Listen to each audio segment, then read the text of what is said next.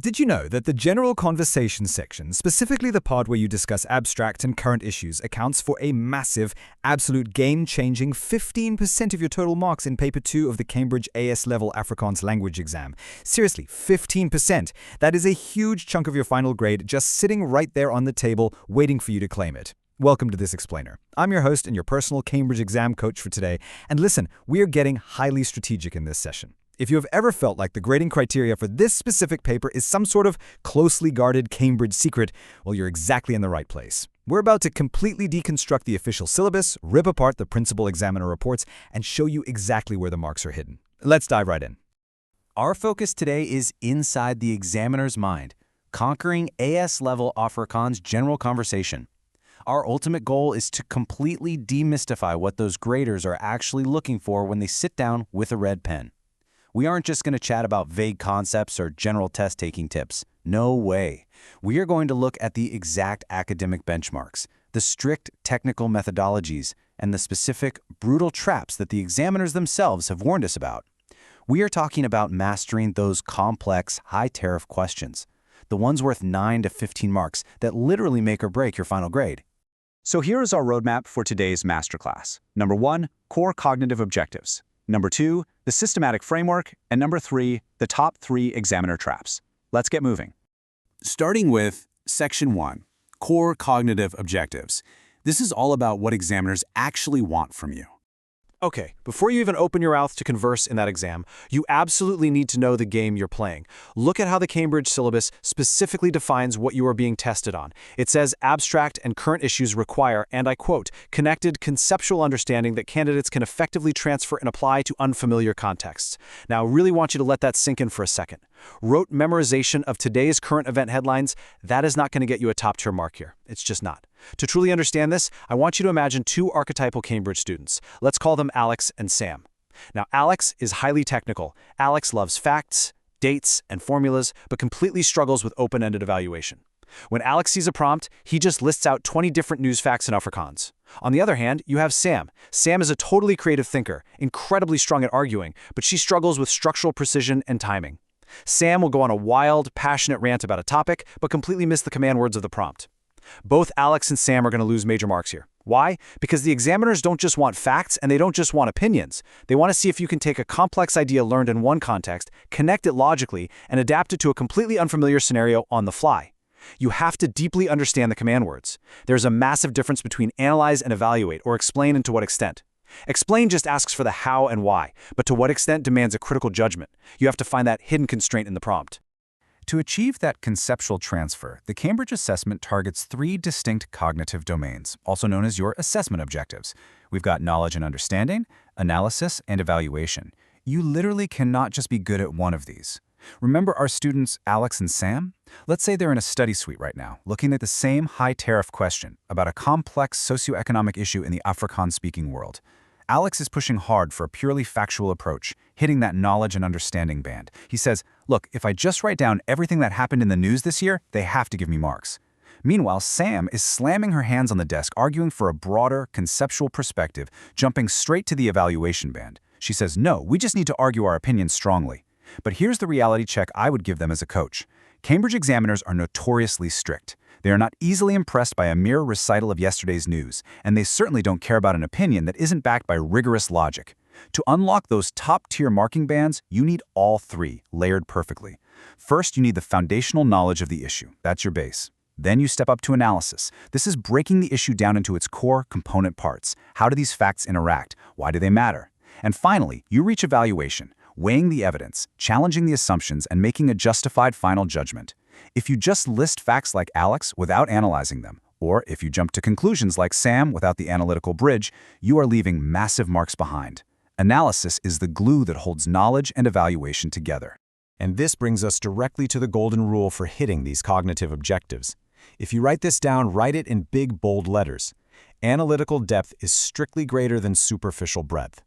Cambridge heavily prioritizes logical, structured reasoning.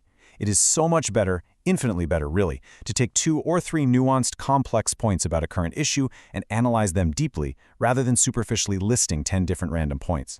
Don't fall into the trap of trying to show the examiner that you know a little tiny bit about everything. It's a classic panic move.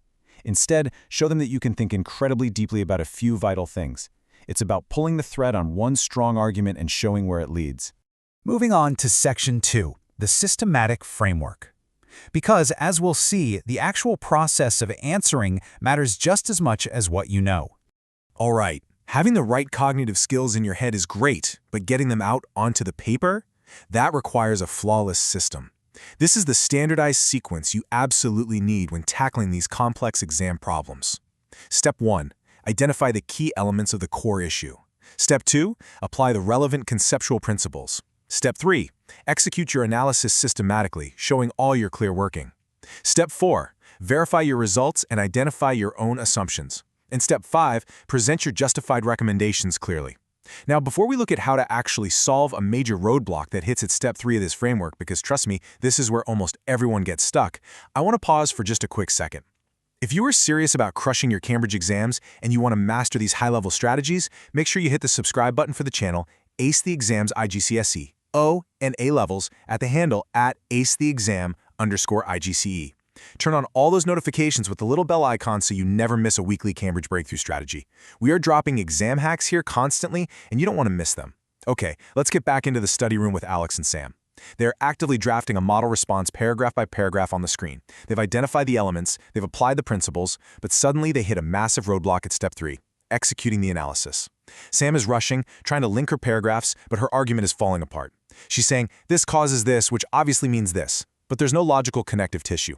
Alex is panicking because the clock is ticking down and his timing is all off. This is where I have to step in. The cognitive strategy to get unstuck here is to slow down and isolate the variables. You take that flawed, rushed paragraph and you explicitly state the why. We rewrite it out loud. Instead of saying X leads to Y, we say X creates a specific condition, which, when combined with this cultural factor, ultimately results in Y. Boom. That is the clear transition from a mediocre middle-band answer to a flawless, full-mark analytical response. Speaking of presenting that final polished response, look at the strict conventions required: proper headings, correct terminology, appropriate formats, and clear annotation. Now, this is where a student like Alex really shines. The syllabus heavily emphasizes that practical application develops professional skills. Honestly, these are effectively free points. It is heartbreaking as an examiner to read a brilliant, conceptually deep essay, but then have to deduct marks simply because the candidate used casual, colloquial language instead of correct academic Afrikaans terminology, or because they completely failed to structure their response with logical paragraphs and headers. Do not throw away easy marks on formatting. The absolute crucial point in all of this is how you handle your evidence. You must extract data, interpret the relationships, and only then draw conclusions. Whether you are dealing with a text excerpt, a chart, or a conceptual scenario about a current issue, you have to build a mini-narrative for the examiner. You extract the raw information, that's Step 1. Then you explicitly explain the relationship between those pieces of information.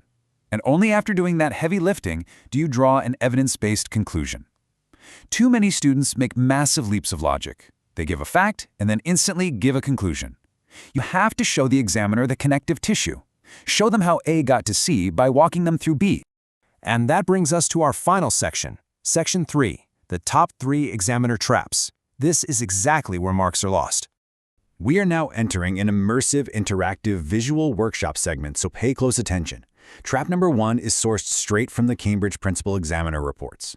Students frequently, and I mean constantly, confuse cause and effect. Now, cause is the origin or reason why an issue exists. Effect is the outcome or impact resulting from the issue. It sounds incredibly simple right now, doesn't it? But under intense exam pressure with the clock ticking, candidates mix these up all the time. Let's do a pause and practice right now. Imagine I'm putting a 60-second visual countdown timer on the screen. The prompt asks you to evaluate the widespread effects of rapid urbanization in modern society. If you spend 45 seconds of your time deeply, brilliantly analyzing the root economic causes of why people move to the city, you score an absolute 0 for that section. I don't care how brilliant your analysis of the cause is, the prompt asked for the effect. Always pause and ask yourself, am I explaining where this came from, or am I explaining where this is going? Let's move to Scene 2 of our workshop, Spot the Flaw. Here are the remaining top mistakes examiners see.